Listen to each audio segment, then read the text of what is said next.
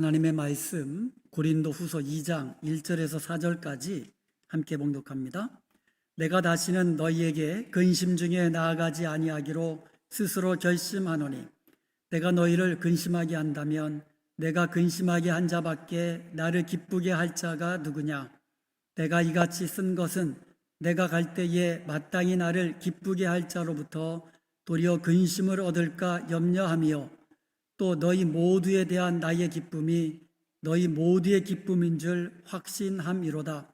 내가 마음에 큰 눌림과 걱정이 있어 많은 눈물로 너희에게 썼노니 이는 너희로 근심하게 하려 한 것이 아니요 오직 내가 너희를 향하여 넘치는 사랑이 있음을 너희로 알게 하려 함이라. 아멘.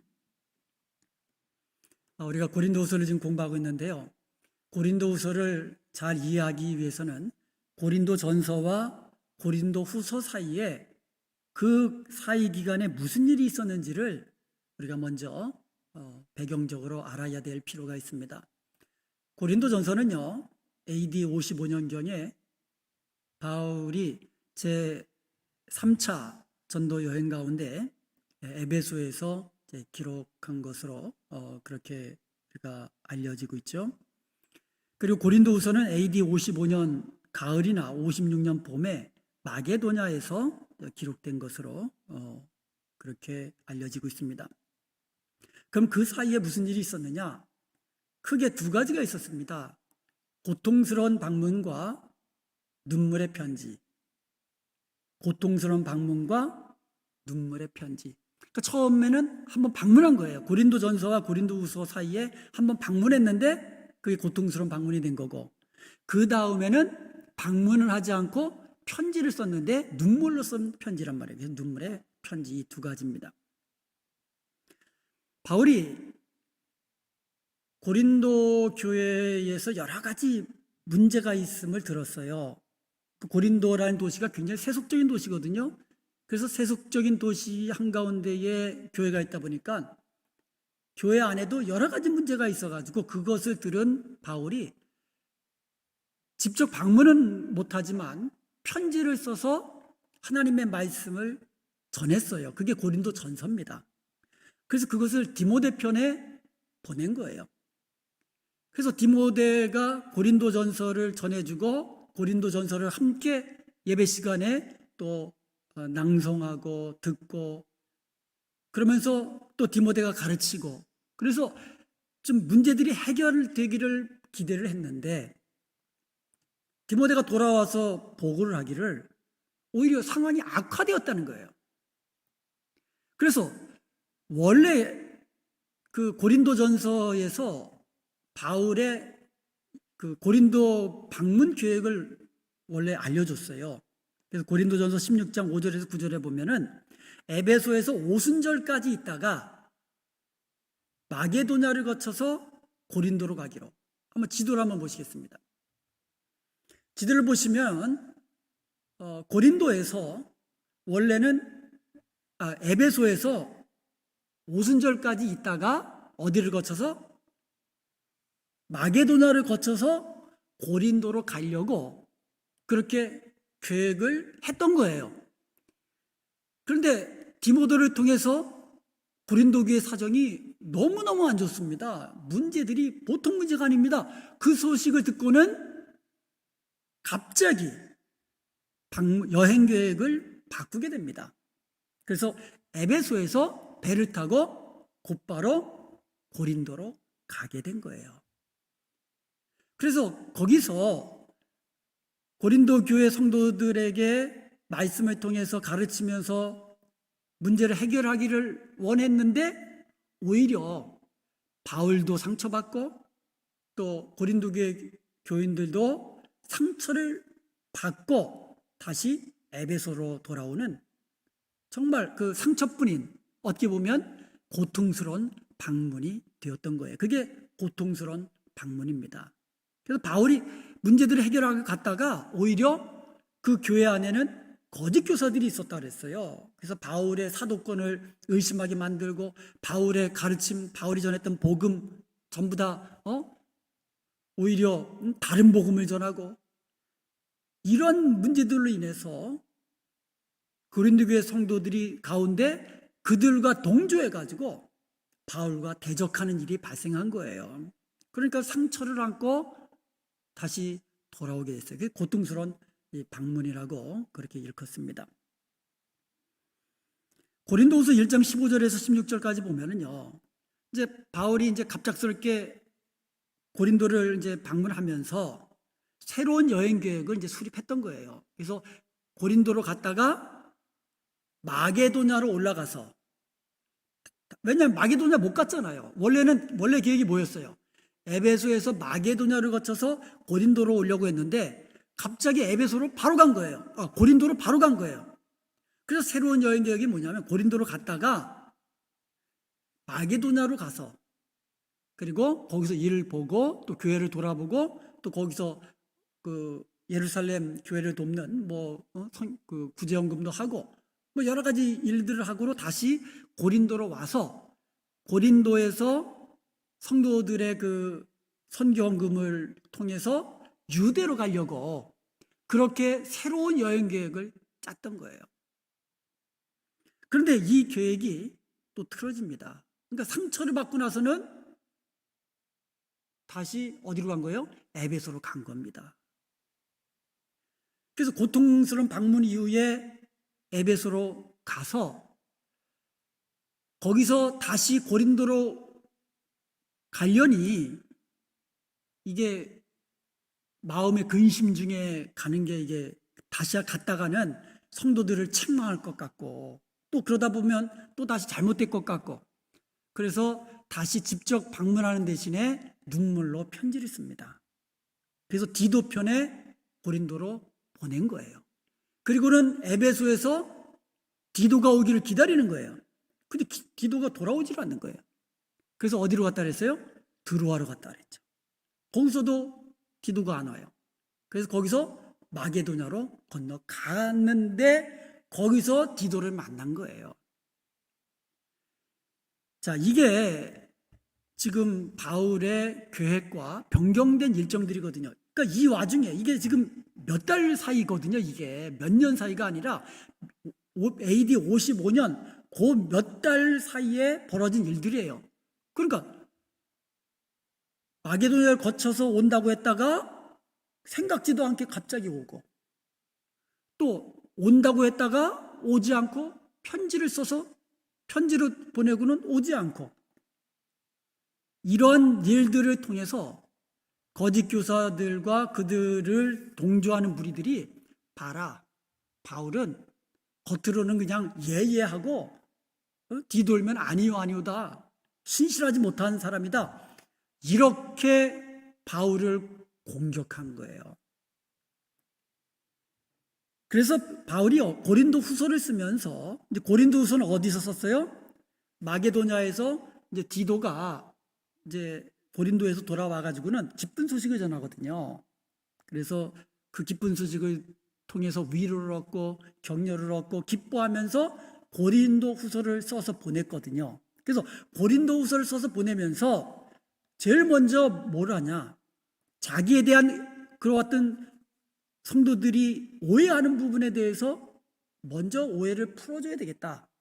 그래가지고 제일 먼저 오해를 풀어주려고 하는 거예요. 내가 왜 고린도 교회를 방문하려고 했다가 변경해야 했는지 그 이유와 그 경위 같은 것들을 좀 자세히 설명해 줘야 되겠다. 그래서 오해를 풀어야 되겠다.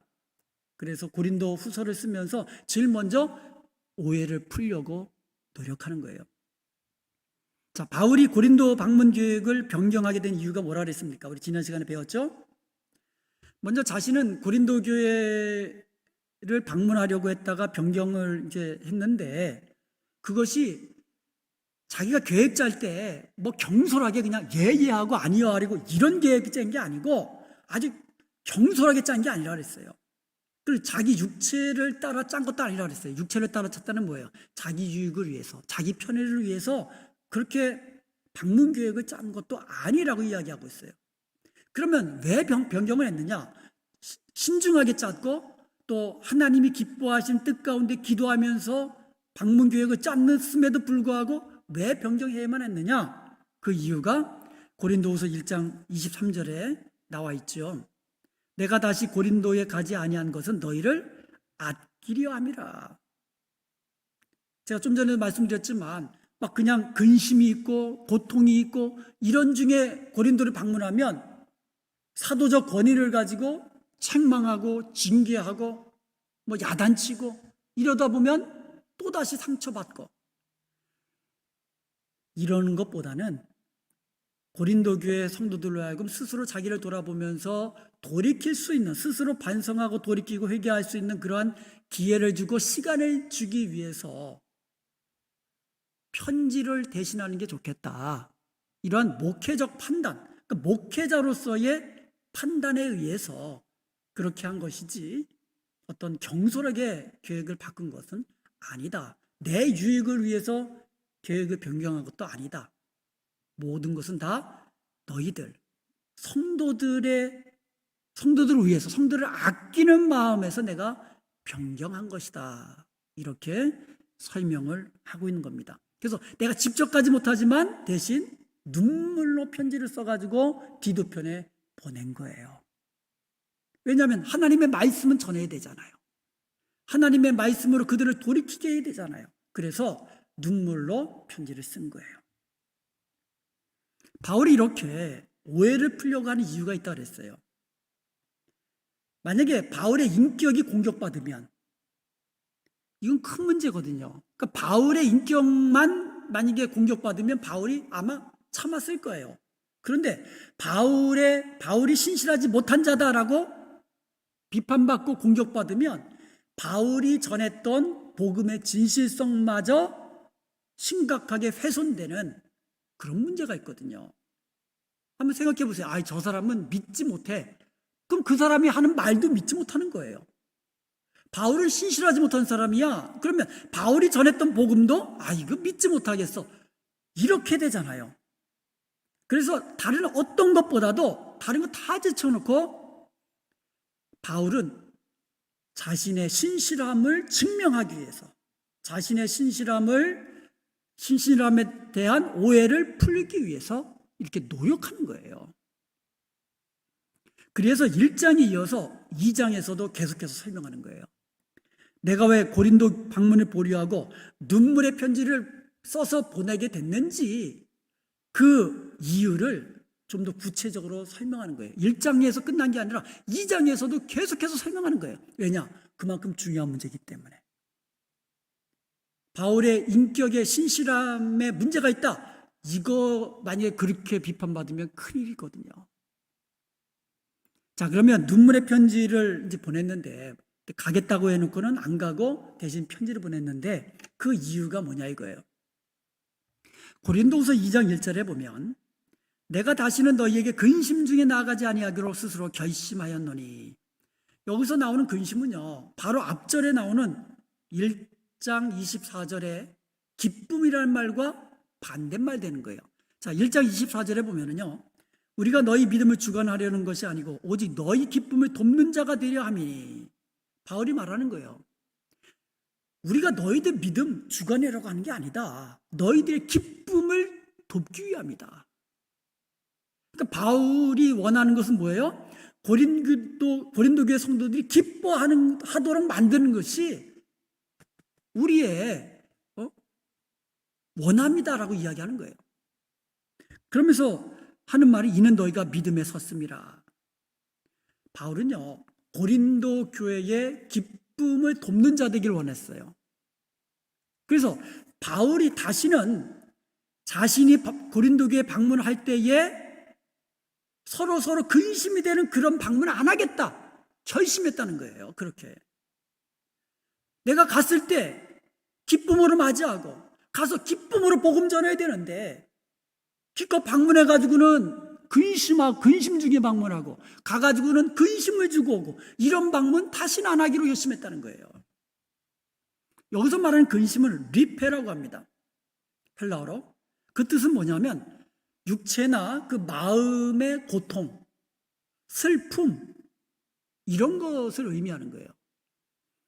이 말은 특히 고통을 수반하는 내적인 슬픔이나 번민, 이런 의미를 가지고 있어요. 그러니까 그냥 슬퍼하는 게 아니라 고통까지도 동반하는 슬픔이라는 거예요. 왜 아픈 눈물 있잖아요. 아픈 슬픔. 그런 것을 리페라고 하는 거예요. 그런데 이 리페라는 단어가요, 고린도 후서 2장 1절에서 11절까지 무려 8번 사용됐어요. 8번. 명사로 3번 사용됐고요. 동사로 5번 사용됐어요. 요 짧은 구절들 사이에 근심하다는 말이 이렇게 많이 사용된 거예요. 그러니까 그 당시 눈물의 편지를 쓸 당시에 그 분위기를 알 수 있잖아요. 이렇게 고통스러운 방문 이후에 너무너무 마음이 아픈 거예요. 너무너무 슬픈 거예요. 너무너무 근심이 되는 거예요. 이런 상태로 내가 다시 고린도 교회를 방문하지 않겠다라는 뜻이에요. 그런 근심 중에 다시 고린도 교회를 방문하게 된다면 문제가 해결되기보다는 더 악화될 것을 염려했던 거죠. 고린도후서 2장 2절에 내가 너희를 근심하게 한다면 내가 근심하게 한 자밖에 나를 기쁘게 할 자가 누구냐? 여러분 이 말 이해가 되세요? 이거 한 10번 읽어도 이거 잘 이해 안 돼요. 이게 무슨 뜻이냐면 이런 뜻이에요. 나를 기쁘게 할 자가 여러분밖에 없다는 거예요. 나를 기쁘게 할 자가 여러분밖에 없는데 만일 내가 여러분을 근심하게 한다면 누가 나를 기쁘게 할 것입니까? 이런 뜻이에요. 이해가 되시죠? 이렇게 이야기하니까 그런 뜻이에요. 여러분밖에 나를 기쁘게 할 자가 없어요. 그런데 내가 여러분을 근심하게 한다면 누가 나를 기쁘게 할 것입니까? 여기서 바울이 고린도교의 성도들과 어떤 관계를 원했는가, 이걸 알 수 있어요. 자, 고린도후서 1장 24절에서 바울은 고린도교의 성도들의 기쁨을 돕는 자 되기를 원한다 그랬죠. 그런데 고린도후서 2장 2절에 보면 나를 기쁘게 할 자가 여러분밖에 없다 그랬어요. 그러니까는 서로가 서로에게 기쁨이 되는 그런 관계가 되기를 원했다는 거예요. 바울이 원했던 거. 서로에게 근심을 주고 서로에게 아픔을 주고 서로에게 상처를 주고 이런 관계가 아니라 서로에게 기쁨을 주는 그런 관계를 원했다라는 거예요. 서로가 기쁨이 되는 관계. 섬기는 것도 마찬가지예요. 우리의 섬김을 통해서 섬김받는 사람도 기뻐하고 섬기는 사람도 기뻐하고 그게 참된 섬김이에요. 섬김받는 사람이 불평하고 그리고 섬기는 사람도 그냥 억지로 하고 짜증내면서 하고 그게 아니고 섬기는 사람도 기쁨으로 섬기고 섬김받는 사람도 감사함으로 기뻐함으로 이게 아름다운 섬김이고 아름다운 관계인 줄로 믿습니다. 목사는 성도들에게 기쁨이 되고요. 아멘. 성도도 목사에게 기쁨이 되고 얼마나 아름답습니까? 그런 교회가 아름다운 교회고 행복한 교회고 기쁨이 넘치는 교회인 줄로 믿습니다. 목사는 성도들을 볼 때마다 근심하고 막 염려하고 그냥 막 힘들어하고 또 성도들은 이 목사를 볼 때마다 이러고 그런 문제가 있잖아요. 그렇죠? 예. 서로가 볼 때마다 기쁨이 되는 그런 관계. 바울이 원했던 관계가 바로 그런 관계예요. 우리 이 부부간에도 서로가 기쁨이 되는 그런 부부, 그런 가정 되기를 주님으로 축복합니다. 서로 볼 때마다 기쁨이 되고 기쁨을 주고 얼마나 좋습니까?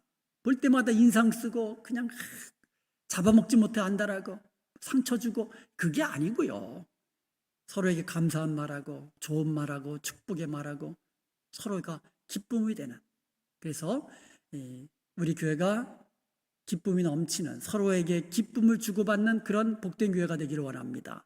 가정에서도 서로가 부모는 자녀들에게, 자녀는 부모들에게 서로가 기쁨이 되고 부부가 서로 기쁨이 되는 그 같은 복된 가정 되기를 주님의 이름으로 축복합니다. 아멘. 자, 이런 배경을 가지고 1절을 다시 한번 해석해 보겠습니다. 1절을 보면은요, 헬라어 원문에는요, 내가 스스로 이것을 결심했다, 이게 앞에 나와 있어요.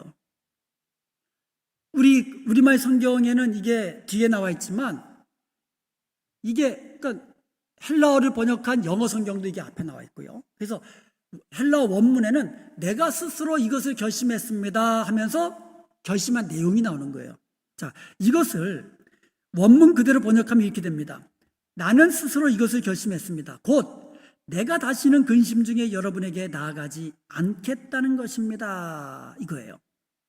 그러니까 그 당시에 바울이 어떤 상태라고 했어요? 근심이 있고 슬픔이 있고 고통이 있고 그런 마음의 상태, 그런 이 편치 않는 관계의 형태이기 때문에 나중에 보시면 알겠지만 육체적으로도 괴롭거든요, 바울이.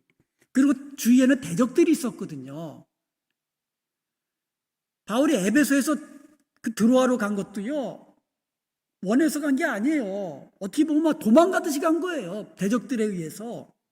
그러니까 몸도 편치 않고 마음도 아프고 슬프고 근심되고 또 대적들은 있고, 이런 상태에서 고린도로 다시 가는 것보다는 내가 대신에 눈물로 편지를 써서 보내기로 했습니다.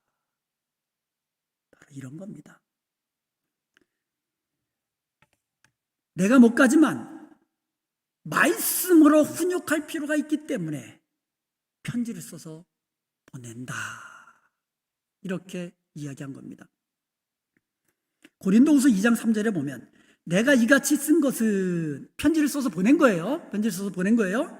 내가 갈 때에 마땅히 나를 기쁘게 할 자로부터 도리어 근심을 얻을까 염려하며 또 너희 모두에 대한 나의 기쁨이 너희 모두의 기쁨인 줄 확신하노라. 여기 보면, 자, 그 앞에서는요, 바울이 고린도 교회를 방문하는 대신에 편지를 쓴 그 이유를 이번에는 자기 입장에서 설명을 합니다. 자기 입장에서. 자, 뭐라고 설명하냐면, 내가 고린도 교회를 방문했을 때에 성도들로부터 기쁨을 얻는 것이 아니라 근심을 얻을까 염려가 됩니다. 솔직하게 얘기하는 거예요. 솔직하게 자기 입장에서. 그러니까 여태까지는 성도들의 입장에서 얘기한 거예요. 근데 이번에는 내 입장에서 보면, 내가 고린도 교회 여러분을 방문하면 여러분들로부터 기쁨을 얻어야 되는데 내가 기껏 방문해가지고 내가 근심만 더 얻게 될까 걱정이 됩니다. 이렇게 솔직하게 쓴 거예요. 그러면서도 바울은 확신을 이야기합니다. 바울은 자신의 기쁨이 성도들 자신들의 기쁨이 되리라고 확신합니다. 그러니까 바울은 아까도 이야기했지만 성도들의 기쁨을 돕기를 원했어요. 이것이 성도들에게도 그대로 전달돼서 성도들 자신도 기쁨을 얻게 되리라고 확신하고 있는 거예요, 편지를 쓰면서도.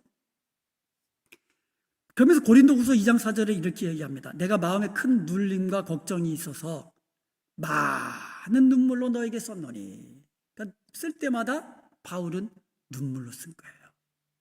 눈물로 쓴 편지. 한 구절 쓸 때마다 걱정하고 근심하고 기도하는 마음으로 눈물로 편지를 써 내려간 겁니다. 이는 너희로 근심하게 하려 한 것이 아니요 오직 내가 너희를 향하여 넘치는 사랑이 있음을 너희로 알게 하렵니다. 여기서 쓴 편지는 고린도 후서가 아니에요. 이 편지를 우리가 눈물의 편지다, 이렇게 부르는 거예요. 그래서 이 편지, 눈물로 쓴 이 눈물의 편지를 바울은 디도편의 고린도로 보낸 겁니다. 고린도 교회로. 자, 그러면 바울이 이 눈물의 편지를 쓴 목적이 그럼 무엇이냐? 자, 이 눈물의 편지는 소실됐어요. 잃어버렸어요. 지금 이게 지금까지 전해오지 않아요. 눈물의 편지 몰라요. 그런데 그 내용과 목적은 우리가 유추할 수 있어요. 고린도 후서를 통해서. 무슨 내용이었는지, 그리고 왜 그 눈물의 편지를 썼는지, 그것은 알 수 있다는 거예요. 2장 4절을 다시 한번 봅니다. 많은 눈물로 편지를 썼다 그랬어요. 그 이유는 뭐냐? 너희로 근심하게 하려 한 것이 아니요 오직 내가 너희를 향하여 넘칠 사랑이 있음을 너희로 알게 하렴이라. 즉 눈물로 편지를 쓴 이유가 뭐라고요? 바울이 고린도 교회 성도들에게 넘치는 사랑이 있다는 것을 성도들에게 알게 하기 위해서, 알려주기 위해서 편지를 썼다는 거예요. 내가 너희를 향하여 얼마나 넘치는 사랑을 가지고 있는지, 내가 너희를 얼마나 사랑하고 있는지 그 마음을 알게 하기 위해서 썼다는 거예요. 고린도후서 7장 8절에 보면 그러므로 내가 편지로 너희를 근심하게 한 것을 후회하였으나 지금은 후회하지 아니함은 그 편지가 너희로 잠시만 근심하게 한 줄로 암이라. 자, 그럼 내용이 뭘까요? 내용은, 구체적인 내용은 몰라요. 그런데 어떤 내용이었을 것이라는 것은 우리가 이 구절에서 유추할 수 있어요. 너희들이 이 편지를 보고 읽고 잠시 근심하였다 그래서 잠시 근심하였다. 자, 그러면 내용이 뭘까요? 내용이 뭘까요? 편지를 보고 읽고 듣고 근심했다. 그러니까 뭐예요? 바울이 고린도 교회 성도들을 아마 강하게 질책하고 책망하는 내용이었다는 거예요. 그러니까 근심하죠. 그렇잖아요. 듣고 마음에 찔림도 있고 그런 내용이었어요. 그리고 또 하나 뭐냐면 이제 요것은요. 다음 주 금요일 날 공부할 때 나오는 내용인데 정해가지고 한 사람을 딱 정해가지고 저 사람만큼은 징계해라. 그런 내용이 들어간 거예요. 그러니까 구체적인 내용은 모르지만 고린도 교회 성도들이 그 편지를 읽었을 때 근심되는 내용이었다는 거예요. 그러니까 고린도 교회 성도들을 책망한 거예요. 그리고 또 하나, 저 사람만큼은 징계해라. 요거예요. 그래서 이것이 잠시는 성도들을 근심하겠다 그랬어요. 그런데 그 목적이 뭐라고요? 근심하게 하려고? 아니, 뭐라고요? 오직 내가 너희를 향하여 넘치는 사랑이 있음을 너희로 알게 하려 함이라. 여러분, 자녀들을 이제 부모님들이 때때로 이제 훈계도 하고 또 책망도 하고 그러잖아요. 어렸을 때는 뭐 맴매도 하고 그러잖아요. 미워서 합니까? 미워서예요? 사랑하니까. 잘 크라고, 올바로 크라고, 좋은 사람 되라고. 하나님이요, 내버려 둔 사람은 징계고 뭐고 안 해요. 안 하세요. 그래, 그냥 내버려둬요. 내버려둬. 하나님은 사랑하는 자녀들가 아니면 내버려두십니다. 내버려둬요. 그러나 사랑하는 자녀들이 죄를 범하고 잘못된 길로 가면 어떻게 합니까? 교훈하고 책망하시고 징계하시고 그리고 돌아오도록. 이게 사랑이 많으신 하나님의 모습이에요. 그러니까 바울이 그 마음을 가지고 편지를 쓴 거거든요. 눈물로, 그것도 눈물로. 그런데 고린도 교회 성도들이 바울의 말에 편지 쓴 그 말들에 순종을 했어요. 돌이켰습니다. 그것은 그 이유가 뭘까요? 왜냐, 잠시 근심하겠지만 이제는 오히려 이제 디도를 통해서 이제 기쁨의 소식을 듣잖아요. 그 이유가 뭡니까? 성도들이 바울의 마음을 안 거예요. 바울이 우리에게 얼마나 넘치는 사랑으로 사랑하는지, 우리를 위해 얼마나 눈물로 기도하는지, 그리고 우리가 기쁨을 회복하기 위해서 바울이 얼마나 애타는지 그 마음을 아는 거예요. 그래서 바울의 말에 결국 순종하게 됩니다. 그래서 그 눈물의 편지를 쓴 이유가 첫 번째가 뭐라고요? 성도들로 하여금 바울이 얼마나 넘치는 사랑을 가지고 사랑하는지 알게 하기 위함이었고, 두 번째는 뭐냐? 고린도후서 2장 9절에 보면 너희가 범사에 순종하는지 그 증거를 알고자 하여 내가 이것을 너희에게 썼노라. 그러니까 두 번째 이유가 뭐예요? 너희가 내 말에 순종하는지 내가 다시 한번 편지를 쓴다, 그거예요. 여기서 이 바울의 어떤 인간적인 바울에 순종하는 거, 그걸 말하는 게 아니에요. 여기서 말하는 순종은 바울에 대한 인간적인 순종이라기보다는 바울을 통해서 교회의 순결함을 위해서 말씀하시는 하나님의 음성에 대한 순종을 말하는 거예요.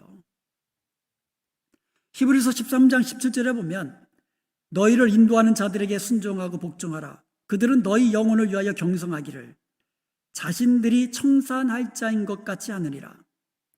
그들로 하여금 즐거움으로 이것들을 하게 하고 근심으로 하게 하지 말라.